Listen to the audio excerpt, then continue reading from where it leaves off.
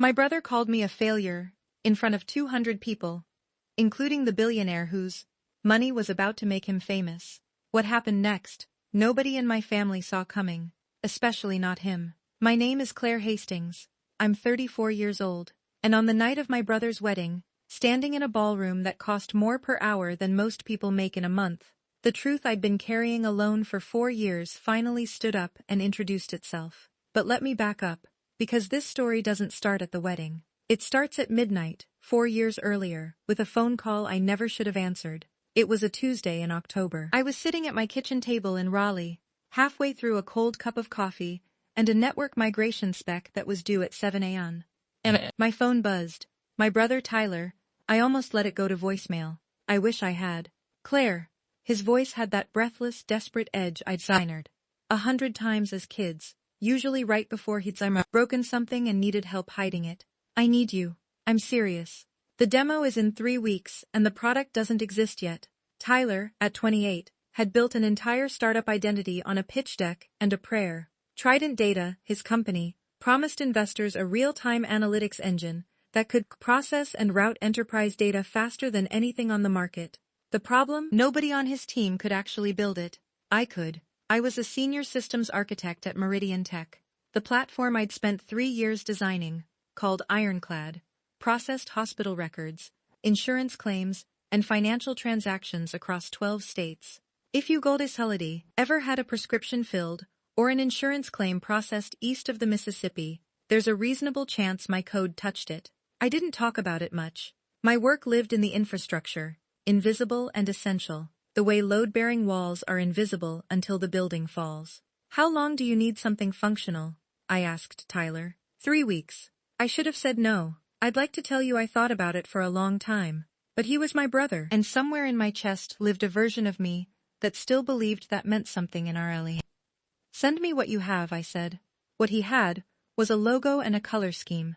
I spent the next 22 days building the core engine from scratch. I worked nights and weekends, entirely on my own equipment, careful to keep it separate from my Meridian work. I wrote the architecture spec myself. I documented every module. I wrote clean, commented, professional code, the only kind I know how to write. We signed a consulting agreement. Tyler promised me $8,000 and a co-architect credit in the technical documentation. He paid me $900. The credit never appeared. What did appear, 14 months later, was Trident Data's product page describing their proprietary analytics engine, in language lifted almost directly from the spec I'd written at my kitchen table. Same architecture, same module names, same logic patterns. Tyler had built his company on the bones I gave him. He just painted over my name. My family had always had one success story. It wasn't me. Tyler was 3 years younger and had been the sun our family orbited since the day he got a business idea in high school, and our parents called it genius. Our father Bob, retired school administrator, quiet man, deeply proud in ways he couldn't quite express, had cashed out a chunk of his pension to fund Tyler's Series A shortfall. Our mother, Sandra, had become Tyler's unofficial publicist. She could recite his investor names, his press mentions, his revenue projections, and she did. At dinner tables, at church, at the grocery store checkout line. Me? I was the one she described as doing something with computers. I remember the exact dinner. I was 29. My parents had invited the Harmons from down the street, and Mrs. Gruan Harmon asked what I did for work. Before I could speak, my mother smiled her polished smile and said, "Claire's in IT. I don't really brag about her." She said it lightly, like it was a joke, like it was modesty. The Harmons laughed politely. My father studied his mashed potatoes. Tyler leaned back in his chair and grinned. I ate my food. I drove home. I optimized a failover protocol that saved Meridian's biggest healthcare client 6 hours of downtime during a system upgrade. Nobody sent me flowers. I didn't need them. The work was enough, or I had decided it was. If you enjoy real-life family drama and emotional stories like this, don't forget to subscribe to Quiet Drama Stories for more powerful, true-to-life narratives. 6 weeks before Tyler's wedding, my phone lit up with a notification from a group chat I'd been quietly removed from 2 months earlier, the Hastings fam chat. Mom had added me back, not to apologize, not to catch up. Tyler's message read, "You coming or not? Don't make it weird." My mother's read, Meredith, please confirm. The Prestons are very particular about the guest list. The Prestons, as in Walter Preston, as in Preston Capital, the private equity firm that had been circling Trident data for months, evaluating a potential Series A investment reported to be somewhere north of $15 million. Walter Preston's fund. I knew that name because everyone in my industry did. Preston Capital had quietly become one of the largest backers of data infrastructure companies in the Southeast. And our platform at Meridian? They'd licensed it 2 years ago. Walter Preston's team had read my architecture documentation. His analysts had signed off on my design. I didn't connect those dots then. I just read my brother's message, set my phone down, and went back to work. My colleague Danielle told me not to go. We were eating lunch in the Meridian break room, and I told her about the wedding. She put down her fork. Why would you go, Claire? They treat you like set dressing. I thought about it for a long time, and I said, I'm done performing small so other people can feel tall. She raised her eyebrows. That's either a bumper sticker or a breakthrough. Both, I said. I called my mother that afternoon and confirmed I'd attend. She sounded relieved. Not happy, relieved. The way you feel when a variable stops being uncertain. And she added, don't bring up Meridian. Tyler gets sensitive when it sounds like you're competing. Competing, as if what I built and what Tyler claimed to have built existed on the same axis. 10 days before the wedding, the message arrived. LinkedIn. A connection request from someone named Marcus Webb, Senior Technical Analyst at Preston Capital. Ms. Hastings. Our firm is conducting due diligence on a data infrastructure company currently in our investment pipeline. During a code review, our team identified architectural patterns and module structures that closely align with documentation attributed to your work on Ironclad at Meridian Tech. We'd welcome a brief call to discuss provenance and authorship of certain foundational components. Could you be available this week? I read it 3 times. My heart rate stayed steady. Years of reading system diagnostics under pressure had given me that. But my hands moved before my thoughts caught up. I opened the bottom drawer of my desk and pulled out a manila folder I'd covered in blue tape 4 years ago because the flap had torn and I didn't want the pages falling out. Inside, the consulting agreement. Tyler's signature hurried and slanted, mine neat and dated. Commit log showing 43 entries over 22 days, all authored by C. Hastings. 3-page architecture spec in my own handwriting, margin notes and a coffee ring near the bottom of page 2. And Tyler's 2:00 a.m. email. Subject line. Can you just make the demo work? I'll handle the rest. I hadn't kept that folder as evidence. I'd kept it because I keep records of everything I build. Always have. Every spec, every commit, every version. The difference was that this particular record had just walked itself to the exact intersection of my brother's ambition and his investor's due diligence. I hadn't arranged that. Truth had just found the room. I replied to Marcus Webb. I told him I was available Thursday. The night before the wedding, Tyler texted me directly. Be there by 4. Sit where you're told. Don't overdress. The Prestons notice everything. He was managing me like a variable. I almost laughed. Then my father called. His voice was careful. The voice he used when he needed to say something big without actually saying it. Claire, your mother and we've got a lot riding on this weekend. The business, the wedding, all of it. A pause. We put everything in. Everything. He meant the pension money. He meant the bet he and my mother had placed on Tyler, the bet they couldn't undo, without admitting they'd been wrong for a decade. I felt something I hadn't expected. Not anger, not even hurt. Grief. A slow, heavy grief, like holding a box that's too full to close. My parents were scared. They were 61 and 63, and they had traded their security for a company built on borrowed code and inflated numbers. They didn't know that, because the only person who understood what Trident actually was, what it ran on, where it came from, whose name was in the commit history, was the daughter they didn't brag about. I didn't say any of that to my father. I just told him I'd be there. The Preston Holt wedding was held at Whitmore Estate, 40 acres of Kentucky bluegrass, Stone Manor, and a reception hall with vaulted ceilings and marble floors the color of cream. Everything about the setting said money that no longer needed to announce itself. I arrived at 4. In a dark green wrap dress I'd bought for a conference 2 years ago. My mother would have preferred something that faded further into the background. I wore it anyway because I liked it, and I was finished dressing for her comfort. The ceremony was beautiful. Amber Holt, Trident's bride, Walter's daughter, was radiant. She had the kind of presence that made the room rearrange itself around her. Tyler looked like a man who had rehearsed his own joy. My parents sat in the second row, My mother in a champagne blazer she'd bought for the occasion. My father in a tie that didn't quite match his shirt. I sat 4 rows back, among strangers, watching my brother marry into the family that was about to discover he'd been lying to them. The reception began at 6. My assigned table was at the outer edge of the room, near a side exit and a potted ficus. Tyler had placed me there personally. When he found me near the bar and told me, he said it with a smile. Table 12. Great view of the whole room, a view from which I could be seen by no one. He took my elbow and began walking me through the crowd, introducing me the way you'd introduce a piece of furniture you couldn't quite figure out where to put. To Amber's aunt. This is my sister. She does tech support. To a groomsman. Claire. She's the quiet one. To a couple I'd never met. Our family bookworm. Never leaves her desk. Each introduction was a small, precise cut. Friendly enough to pass for humor. Sharp enough to draw blood. When my mother introduced me to Patricia Preston, Walter's wife, she used the line she'd been polishing for years, the one that always landed with the same easy delivery. We don't brag about her. Patricia smiled politely. I stood with my back straight and my face neutral. I did not perform the role I'd been assigned.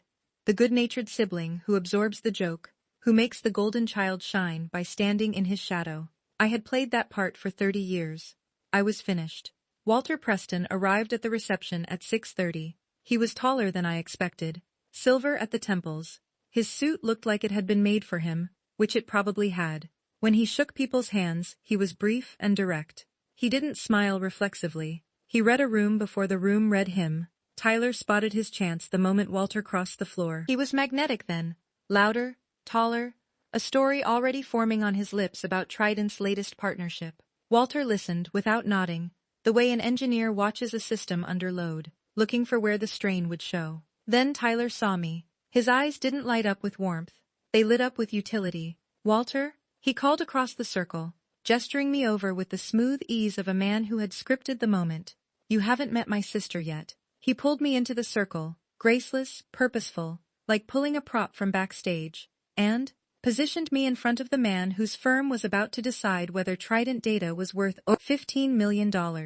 Tyler put his hand on my shoulder. He smiled wide enough to show his back teeth. He said it clearly enough for the tables around us to hear. This is our family's cautionary tale. He laughed. A few guests followed. My mother, seated 3 feet away, tipped her head with a practiced smile and added her line to the performance. We don't brag about her. She said it to Patricia, the way she'd said it 1,000 times, lightly, as warmth. As a mother simply being honest about which of her children turned out. My father studied the tablecloth. I stood still. I let it land. Every word. 34 years of being the punchline. I was finished laughing on cue. And then Walter Preston, who had not yet spoken, turned. Not toward Tyler, not toward my mother, toward me, slowly. The way someone turns when they's again.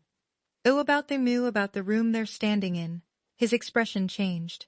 His brow drew together. His lips pressed thin.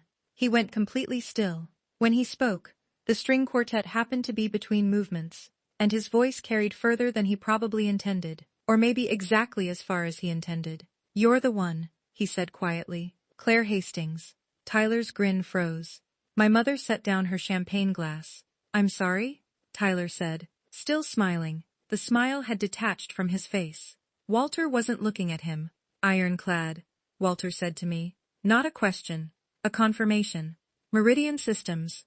Yes, we license your architecture in 9 of our portfolio companies. He paused. Marcus flagged the provenance issue last week. I assumed the C. Hastings in the authorship documentation was a former contractor. He glanced at Tyler, then back at me. She's your sister. The word landed on the room like a stone dropped in still water. Tyler moved first. He stepped between me and Walter, his body shifting from charming host to cornered animal in the space of a breath. Okay, hold on. She helped with an early prototype. That's it. Everything Trident is today. The platform, the engine. That's my team's work. My vision. He looked at Walter with a version of the smile that had stopped working. She wrote a few lines of code, years ago. Family members always think they contributed more than the module architecture in your engine, Walter said, cutting him off with a gentleness that was somehow more devastating than anger. Matches Ironclad's design patterns at a structural level. Naming conventions, dependency trees, routing logic, functionally identical. He paused. Can you describe the adaptive load distribution algorithm in your core pipeline? Tyler opened his mouth, closed it, opened it again. He looked at me, not with hatred, not yet. With the panicked recognition of a man who has run out of runway and can see the trees coming. The technical team handles the specifics, Tyler said. I'm the CEO. I focus on strategy and the algorithm, Walter said. Not unkind, just precise. Silence. Walter turned to me. Ms. Hastings, I'm going to ask you directly. I met his eyes. Is the core engine of Trident Data your original work? I answered the way I'd answer any technical question in a code review. Clearly, specifically, without emotion. Yes. The core engine is based on a routing prototype I built over 22 days, 4 years ago. The architecture follows a design spec I wrote myself. The commit history is entirely mine. I signed a consulting agreement with my brother, which he did not honor. Partial payment. No credit. The IP was never formally assigned to Trident. I built it on my own time, on my own equipment, and the ownership was never transferred. I wasn't performing. I wasn't tearful or triumphant or shaking with vindication. I was answering a direct question with documented facts. That was the only weapon I'd ever needed. Tyler's face went the color of raw brick. I did this on purpose. His voice had climbed into a register I hadn't heard since we were children. You came here to ruin this. You invited me, I said. You introduced me to your investor. He asked me a question. I answered it. You planned this. You've always been jealous. The IP was never assigned. Walter's voice was a quiet wall. He looked at Tyler with the expression of a man who has made a decision and is simply executing it. Now, if the foundational architecture isn't owned by the company, the investment can't proceed. This isn't personal. It's due diligence. My mother stood up from her chair. Walter, please. This is a wedding. Meredith has always been. Mrs. Hastings. Walter's tone was not unkind. Your daughter's architecture is licensed across 3 of our active portfolio funds. Her documentation has been cited in industry white papers. The system she designed processes more daily transactions than any product in our current portfolio. He paused. I don't know what she is in your family, but in this industry, she's one of the most respected infrastructure architects in the country. My mother's mouth opened, closed. She looked at me, really looked at me, and for one fraction of a second, I saw it. Behind the performance. Behind the polished smile. Pure, uncut fear. A woman watching the story she'd built about her children collapse in real time. Then it was gone. Her face hardened. Well, she said, if she's so accomplished, why didn't she ever say something? Even now, even with everything in pieces around her, she found a way to make it my fault. Tyler grabbed the centerpiece table near the entrance on his way out. On it sat his Rising Leader Award from the Carolinas Business Journal, a glass trophy that had lived on our parents' mantel between a framed photo of Tyler shaking hands with investors and a candle that had never been lit. He grabbed it, not to throw it. I don't think he meant to throw it. I think he meant to hold it up, proof that he was real, that the engraving meant something, that being named in a magazine made the lie true. His hands were shaking, and the glass was heavier than rage. And it slipped. It hit the marble floor and shattered. The sound cut through the room like a crack of ice. Amber, standing in the middle of the dance floor, went still. She looked at the man she'd married 4 hours ago. And the look on her face wasn't anger. It was recalibration. The same expression Walter had worn minutes before. My father found me near the coat room. Tie loosened, eyes wet. He leaned against the wall, and I realized I'd never seen him look old before that moment. The money, Claire. His voice was barely above a whisper. We put in everything. I know, Dad. Is it gone? I don't know. That depends on what Trident has left without the Preston round. He looked at his hands. I believed him. I stood next to him for a long time without speaking, because there was nothing to say that could carry the weight of what had happened. My parents hadn't invested in a company. They'd invested in a story, the story of a son who had made it, which meant they'd made it, which meant the decades of working and scrimping and dreaming hadn't been for nothing, and the only person who could have told them the truth had been standing in their kitchen for years, invisible. My mother appeared at the end of the hallway. She walked toward me with her chin up and her armor on. You need to fix this, Claire. I didn't break it. You didn't have to come in here and... You told me to come. Both of you. You added me back to the family chat after 3 months of silence, specifically so I'd show up and be small and stay quiet. And I came anyway. I showed up. Something moved across her face. Brief. Unguarded. I just wanted one thing, she said. Her voice cracked. Just for a second. One thing we could be proud of. It was the most honest sentence she'd ever said to me. Then she straightened and blinked twice. You should have stayed quiet. You owed us that. I turned and walked toward the exit. Walter found me under the front portico. The estate grounds were lit with soft landscape lighting that made the trees look like something out of a painting. Beautiful, staged, entirely designed for someone else's story. Ms. Hastings. He stood a few feet away, hands in his pockets. I want to be straightforward with you. The decision to withdraw from Trident was made before tonight, based on Marcus's technical report. What happened in there didn't change the outcome. It accelerated the timeline. I nodded. I also owe you an apology. Not for the due diligence. That's process. But I should have connected the name in the report to the person in the room far sooner. I should have reached out to you directly before any of this. You didn't know I was his sister.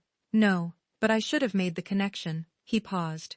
For what it's worth, your work speaks for itself. It has, for years. I didn't need Walter Preston's validation. I had built Ironclad without it.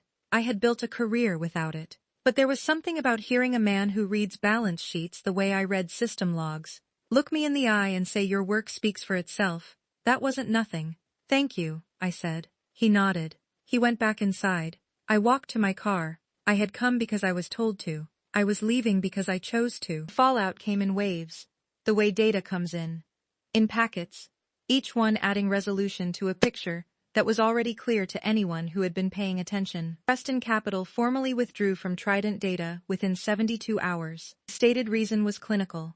Unresolved IP provenance. In our industry, neutral language is its own kind of verdict. 2 other interested investors pulled back within 10 days. A regional outlet that had called Tyler the quiet disruptor ran a follow-up that was significantly less flattering. Trident didn't collapse overnight. These things rarely do. But the scaffolding was gone. What was left was a company without clean ownership of its own product, without its lead investor, and without the story that had been holding it together. The wedding, technically over, legally final, quietly collapsed in other ways. Amber moved back into her parents' home within a month. I don't know what happened between her and Tyler after that night. That wasn't mine to track. In the Hastings fam chat, my parents sent me a message for the first time that had nothing to do with Tyler. My father wrote, "Are you doing okay, Claire?" My mother said nothing for 4 days. Then, "You could have warned us." I replied once, "I'm open to talking when the conversation starts with respect. Not before." Nobody responded. That was fine. I wasn't waiting for an answer. I was setting a boundary. Kind I should have set years earlier. Kind you can only set once you Gashins. Stopped believing that you deserve the silence people have been handing you. I went back to work the following Monday. Ironclad was still running. 12 states. Millions of transactions daily. Zero fanfare. Danielle brought me coffee without asking how the weekend went. She just sat down next to me and said, "You look like someone who finally exhaled." I laughed. It was the first real laugh I'd had in days. The summit invitation was still sitting in my inbox. An infrastructure panel in Atlanta. Scalable systems architecture. My name.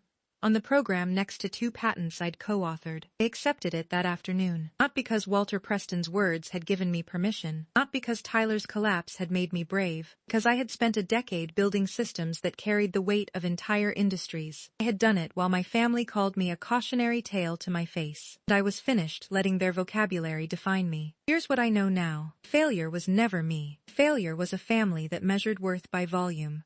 By who talked loudest. Raised the most money. Filled a room with the sound of their own mythology. I had filled rooms with infrastructure, with reliability, with the kind of quiet, invisible work that people only notice when it fails. And mine never failed. Your worth doesn't need an audience to be real. It doesn't need a trophy on a mantle, or a feature in a trade publication, or a parent who knows how to brag about you. It just needs to do what it was built to do. Steady, quiet, unbreakable. That's my story. A blue folder I almost forgot about, a room that told me to stay small, and a truth that stood up on its own the moment I stopped holding it down. If you've ever been the one nobody bragged about, the one who built the thing while someone else took the bow, let this be your sign. Stop shrinking. Subscribe to Quiet Drama Stories for more real stories about real women, impossible families, and the moment the truth finally speaks for itself. I'll see you in the next one.